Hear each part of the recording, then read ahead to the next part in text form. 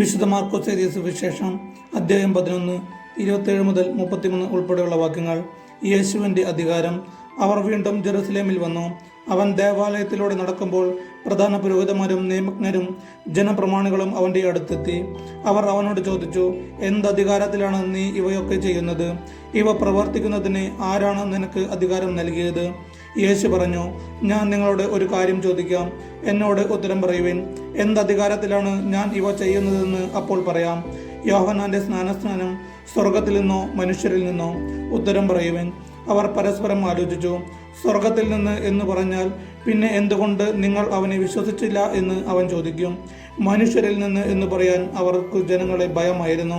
കാരണം യോഹന്നാൻ യഥാർത്ഥത്തിൽ ഒരു പ്രവാചകനാണെന്ന് എല്ലാവരും കരുതിയിരുന്നു. അതിനാൽ അവർ യേശുവിനോട് പറഞ്ഞു, ഞങ്ങൾക്ക് അറിഞ്ഞുകൂടാ.